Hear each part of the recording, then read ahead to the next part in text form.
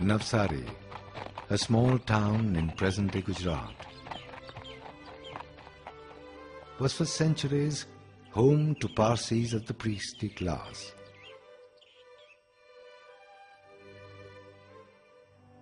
Who kept alight the sacred fire and preserved a tradition of asceticism. Of the several families that stayed there, one Bairam adopted the name Tata, which literally meant one who is hot-tempered.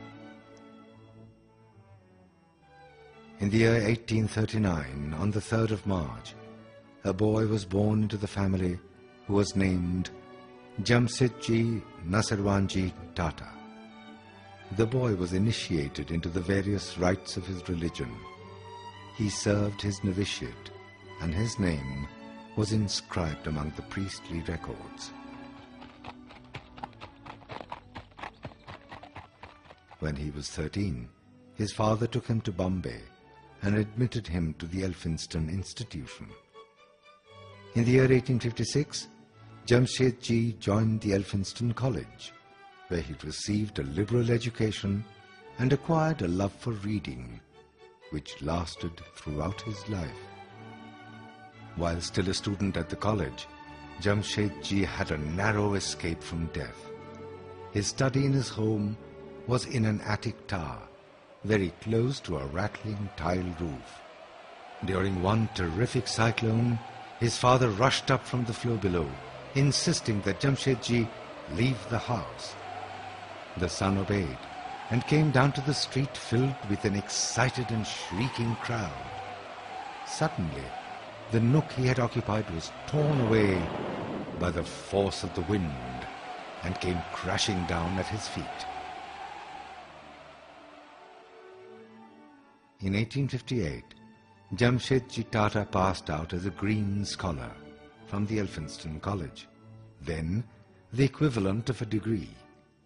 He had intended to follow one of the learned professions and entered for a time a solicitor's office. But, fortunately for Indian industry, necessity compelled him to go into business. In 1859, Jamshedji entered his father's firm, Nusserwanji and Kalyan Das. By his mid-30s, Jamshedji had acquired a fair degree of wealth and a reputation of being a canny businessman.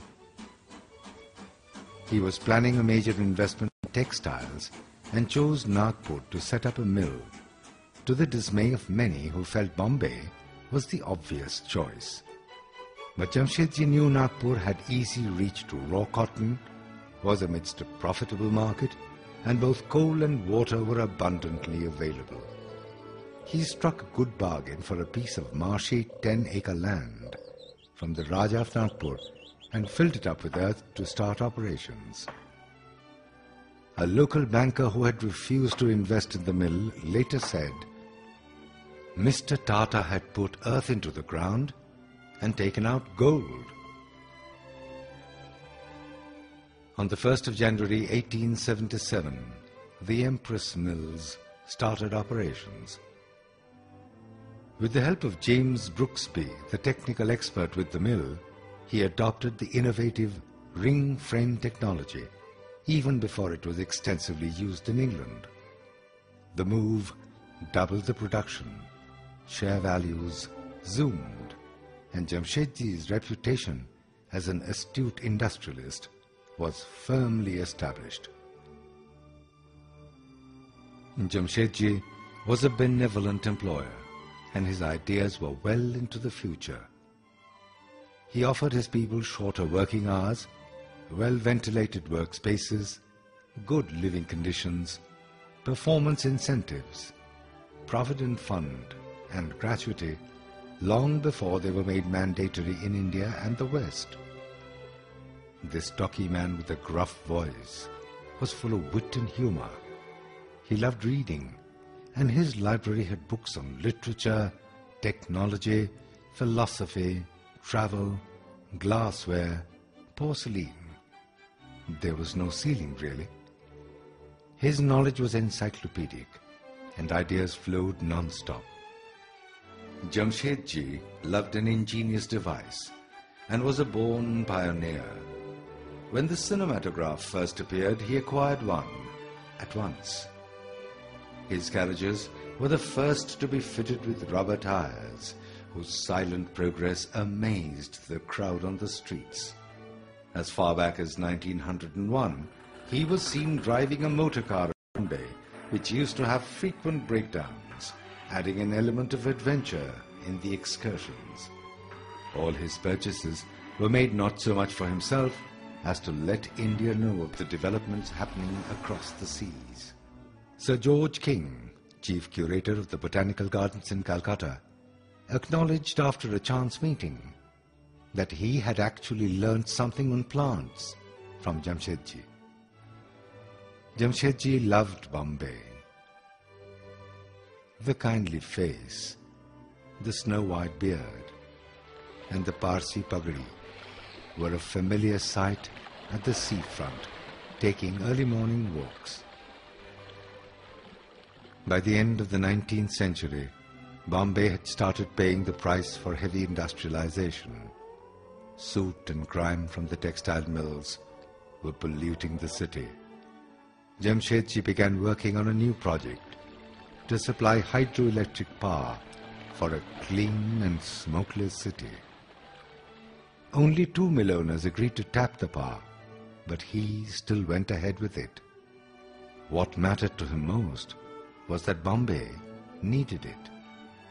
Once Jamshedji was invited to dine at a fine city hotel by a foreign friend.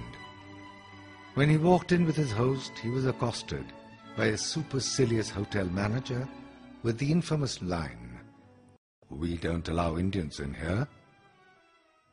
Jamshedji chose to reply carefully to this insult. He spent 3 lakh pounds to build the Taj Mahal Hotel, one of the finest in the world. Many called it Tata's white elephant, but as far as he was concerned, Bombay needed a world-class hotel where Indians would be treated without discrimination. It was the first building in Bombay to be lit by electricity. Jamshedji's vision of philanthropy was almost radical. He believed that creating opportunities for people would help fight poverty. He felt it was important to support the talented and created a special fund to send students to go to England for higher studies. Later, these thoughts translated into his vision for the Indian Institute of Science. He left half his wealth, amounting to 30 lakh rupees, to set up the institution which opened its doors in 1904. Stalwarts like the Nobel winner Dr. C.V. Raman, Dr. Homi Bhabha, and Dr. Vikram Sarabhai have headed this formidable place of learning. Jamshedji was an insatiable traveler. Right from the day he entered the world of business, he traveled across the world in his quest for fulfillment of his ideas and his schemes. When he was traveling on a ship to the US once, he had a chance meeting with Swami Vivekananda, who ignited in him the concept of Swadeshi and self-dependence. The industrialist and the ascetic struck a lasting friendship, and Jamshedji was to be a champion of Swadeshi all his life. It was in a tiny lecture hall in Manchester in 1869 that Jamshedji heard Thomas Carlyle's fiery words.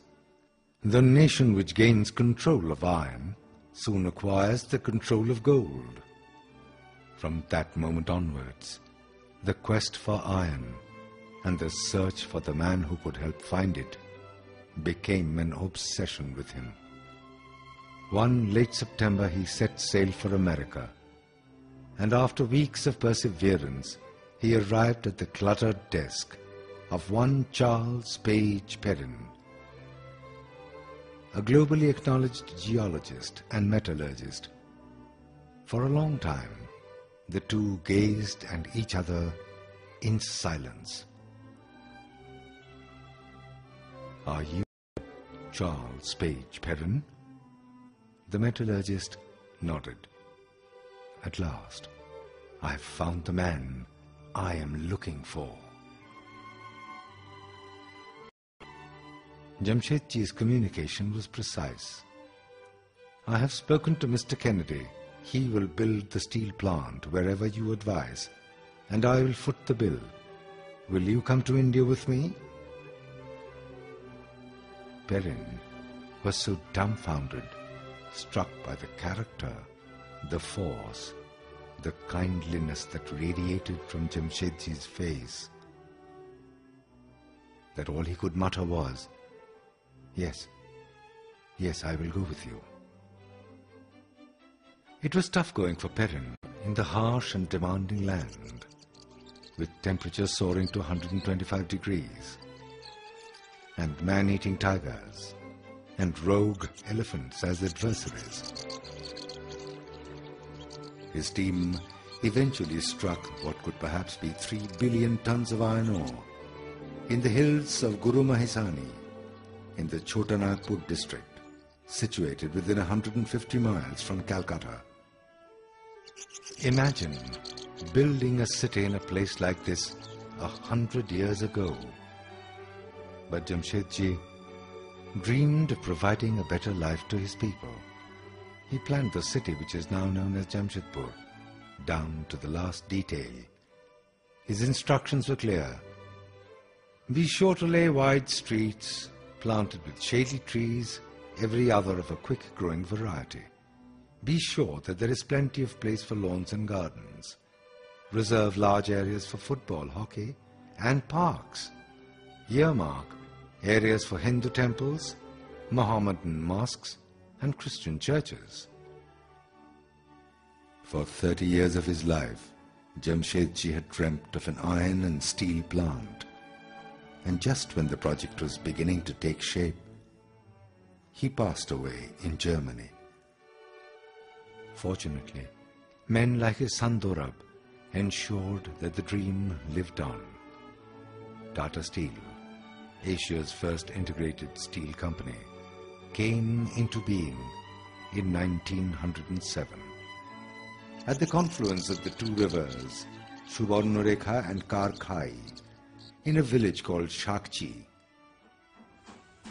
about 2.5 miles from the station of Kali Mati on the Bengal-Nagpur Railway.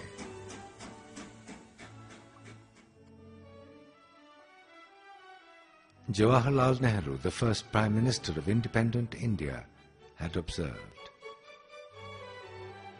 "When you have to give the lead in action, in ideas, a lead which does not fit in with the very climate of opinion, that is true courage, physical, mental or spiritual, call it what you like.